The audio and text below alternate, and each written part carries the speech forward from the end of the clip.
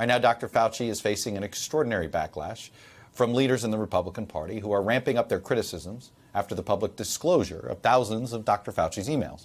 Those 3,200 pages of emails don't appear to contain anything particularly explosive. Still, the attacks against him have been, in a word, relentless. It's also very familiar if you've followed American politics over the last 5 years. This is an attempt to weaponize something that that's kind of harmless and try to create a controversy. We've seen this with emails before, haven't we? Republicans are calling for his ouster and trying to tie him to various conspiracy theories, largely, it seems, in an effort to excuse or maybe paper over the former president's disastrous handling of this pandemic. The result, Dr. Fauci now finds himself at the center of the GOP's pandemic messaging, which is a place that a public health official like him does not like to be.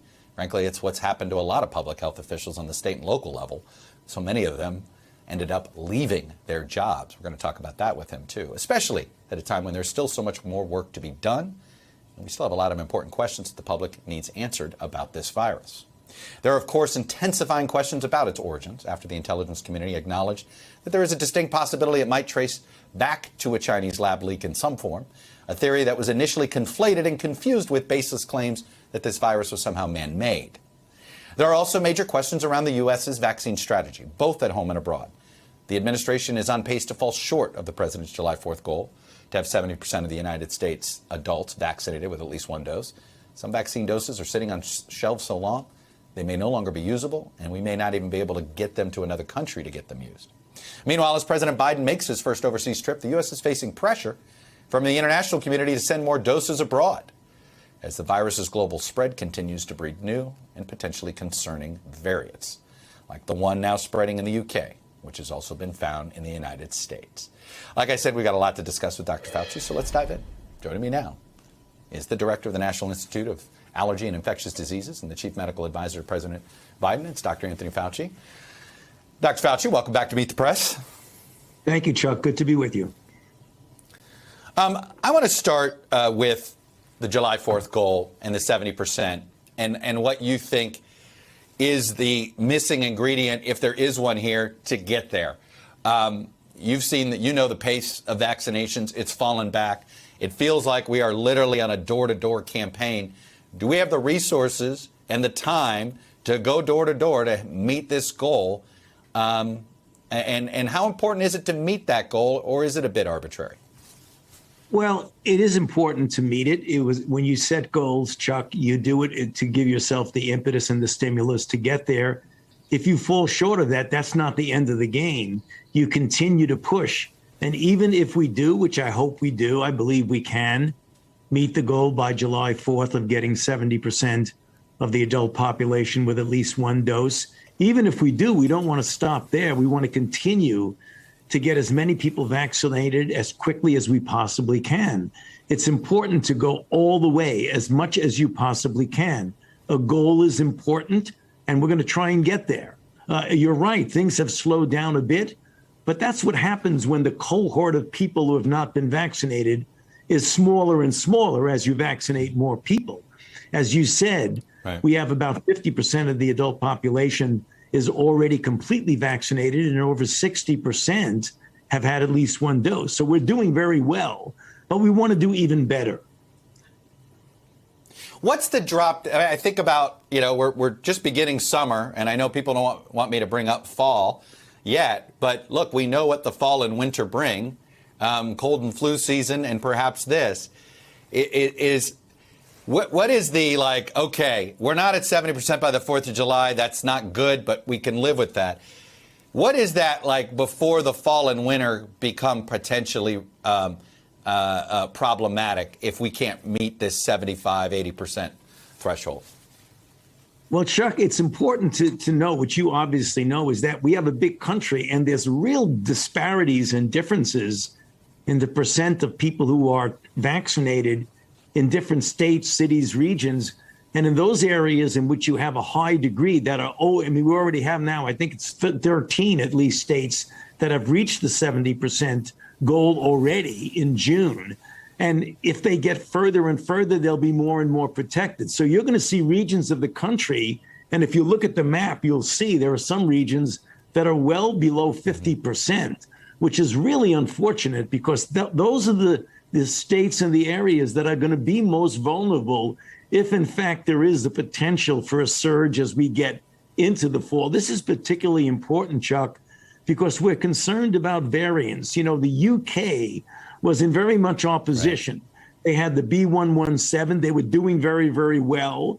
And then what they're starting to see now is that the new Delta variant, the 617, that originated or was at least first recognized in India, is now becoming dominant in the UK.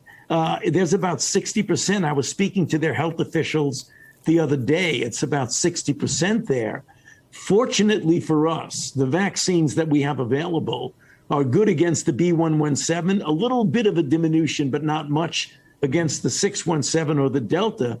So for goodness sakes, we have the tools in our hand to prevent any difficulties from occurring in September. And that's the reason why we're out there really pushing and beating the bushes and trying to get people to understand why it's so important for them to get vaccinated, not only for themselves and their own protection, for their family, but also they don't want to be a vehicle for the spread of the virus. You want to be a dead end for the virus, and that's what we're trying to get across. We're still, on any given day, 200 to 400 people are dying from this virus. It's still anywhere from 1,500 to 2,500 a week. This is not an insignificant amount of people. Who's dying? Who's getting hospitalized? Is it a different age group? Or are we seeing the same people who were vulnerable in the past being the ones hospitalized? Well, we're seeing a little bit skewing of it, Chuck, because if you look at the elderly, they've done well. We've been able to vaccinate, 80% or so of people over a particular 65 years old in age or over. The hospitalizations and the deaths are lower in them, but we are starting to see right now, even though the likelihood of a younger person who gets infected getting a serious outcome is still certainly much less than the elderly or those with underlying conditions. We're seeing now clearly that people who are younger are getting hospitalized and some of them are dying. So people who are young should not feel they're completely exempt from getting the risk of having a serious outcome. And you talk to physicians and healthcare providers who are in the trenches, in the emergency rooms and in the hospital, they're telling you they're seeing more and more young people who come in with severe disease. I want to transition a bit to the global challenge. Here's how the Foreign Affairs put it yesterday. It is time to say it out loud. The virus behind the COVID-19 pandemic is not going away. Among humans, global herd immunity, once promoted as a singular solution, is unreachable. Most countries simply don't have enough vaccines to go around, and even the lucky few with an ample supply, too many people are refusing to get the shot. As a result, the world will not reach the point where enough people are immune to stop the virus's spread before the emergence of dangerous variants. It might be 2020 all over again. Is America living in a bubble where the rest of the world is still living in a pandemic? And we're not? And how protected are we in our bubble if that's the case? Well, you make an extraordinarily important point, Chuck. Global pandemics will be solved by a global solution. You cannot live in a vacuum in this world. We're an interconnected world, particularly when you're dealing with a highly transmissible respiratory virus. We are doing well in getting people vaccinated, as we just mentioned a few moments ago. Other countries that are in the developed world are doing well in getting people, but there are many countries in the world in which the level of vaccine is so low through no fault of their own. They don't have the resources, they don't have the capability. And that's the reason why I have always been of the mindset to say that we must look at this in the context of a global solution. And I feel, and I've been this way for 40 years, since the days of HIV, when I felt we needed to get interventions in the developing world, both as a moral responsibility for those individuals in those countries who are suffering because they don't have the resources, but also for our own self-interest. Because if you have the smoldering, if not the pure outbreak of infection in other parts of the world, there's always the danger, if not the inevitable threat, that there are going to be variants that will come. Fortunately for us, we've done very, very well with our vaccines with the variants that are currently circulating. But there certainly is a possibility that there will be the emergence of a variant that would elude the protection of a vaccine. So we really do want to look very carefully at what's going on in the rest of the world and help in whatever way we can. Have you been pushing President Biden? He seems to be a bit reluctant. It feels as if we've been a bit reluctant, giving excess vaccine away. There's been, and I get it, the political price. If it sounds like it's somebody who wanted a vaccine and we sent it to another country, I understand that sort of political fear that might be in the back of the head of whether it's the president or others. But why does it appear we have been a bit slow with handing out our virus around the world? Yeah.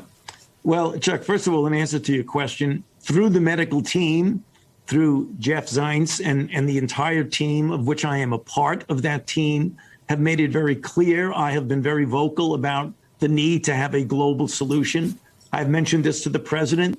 It has gone to the president through the team. The president is A, aware of it, B, sensitive to it and very empathetic about it. And I think what we should do is to wait to see what happens in the G7. I think that's important for us to wait to see what the president does at the G7 meeting. Sounds like one of those, you don't want to get ahead of the president. As somebody who covered presidents, I think I know the trap you may feel like you're in on that front on public disclosure.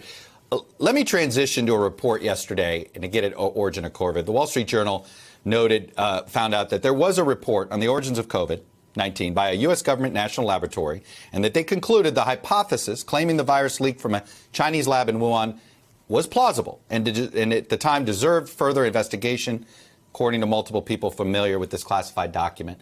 What kind of light can you shed on this report, and what do you remember about it at the time? Yeah. Chuck, there's nothing new about that. All of us have always realized, and I feel this way, I haven't changed. Most of the scientists that I know feel that way, that the most likely origin is a natural origin from an animal reservoir to human. However, we have not ruled out the possibility that there could have been a leak from the lab of them working on the virus. It could have been that someone was infected early on, they brought him into the lab and it came out of the lab, but it was already out in the community. So I think the confusion is because most of the scientists felt that the most likely, and the reason is most likely historically, we've seen this over and over again. We've seen it with SARS-CoV-1, with MERS, with Ebola, with influenza, with pandemic flu, with bird flu, with HIV/AIDS. That's what you see all the time. That happens when you have the animal-human interface. But all of us have been open-minded enough to know that until you nail down exactly what it is, you always must leave open the possibility with an open mind that there could be a leak. Right. So what that report that you just put up is saying is not anything new or anything that anyone has been articulating all along. When a scientist says they feel that the most likely etiology, the most likely origin is, in this case, natural, that doesn't mean there's a closed mind to it being a leak, even though many people feel, myself included, that still the most likely origin is a natural one. By the way, we keep talking about a leak and natural origin. And this gets to sort of the circular logic of this critique. I'm not a scientist, but let me ask you this. If this was a manufactured virus, why is one of the worst vaccines that's circulating globally the one created by the Chinese? Right. I think you may have mentioned it in the run-in to the show, Chuck, very accurately, that what I think people conflate and maybe get confused when they say leak. There's two ways of looking at that. Did you deliberately make a virus that you wanted to do harm to the world, and then it leaked out? Well, why would the Chinese want to make a virus that equally kills them as kills other people. So that's the reason why when you talk about that's really way out there and like off the war, off the chart. The other one is, were they there working with something in which they made somehow manipulating the virus and then it leaked out? Certainly that's a possibility. Nothing that we've seen, if you look at the virus, looks like that it might have been manufactured in the laboratory. When you get the virologist, the evolutionary phylogeneticists who know virology, look at that and says, we don't see any fingerprints there. It looks like that. I mean, this idea about a furin cleavage site, that happens with other viruses. It's happened with coronaviruses. So there's the possibility. You always want to keep an open mind. And, when you talk about those things, the general public, understandably, why should they understand those kinds of things? They're very complicated. But just know that there is an open mind, which is the reason why I have been saying I'm in favor of further investigation. I haven't changed my mind. It was very interesting when I was asked, Chuck, I believe by PolitiFact, they asked me the question, are you absolutely certain that this was not a lab leak? And I said, well, of course I'm not absolutely certain. No one is. That made big news that I sort of changed my mind. I didn't change anything. I still feel the same way. You want to keep an open mind. It's a possibility. I believe it's a highly unlikely possibility. And I believe that the most important one, that you look at what scientists feel, is very likely that it was a natural origin. But again, always keeping an open mind and less investigated. Right. And that's why I have come out saying I'm very much in favor of further investigation. What is look, you're a scientist at heart, which means all scientists have a hypothesis. What's your leading hypothesis then? Is this more of a China's covering up when they found the virus, or China's panic that it was something they were studying and it leaked out? What's the more likely scenario? Chuck, I don't want to get into that because, lately everything I say gets taken out of context, not by you, but by others. I mean, I think, it's a tough one. What could certainly have happened is that there was disease in China that, when viruses start to infect humans, they often have to adapt better. So there could have been infection going on there for a while that was undetected. And then when it adapted itself well, starting to make really very clinically apparent disease, they started to recognize that. And then they started to study it. The answer is, Chuck, I don't know what went on there. I don't.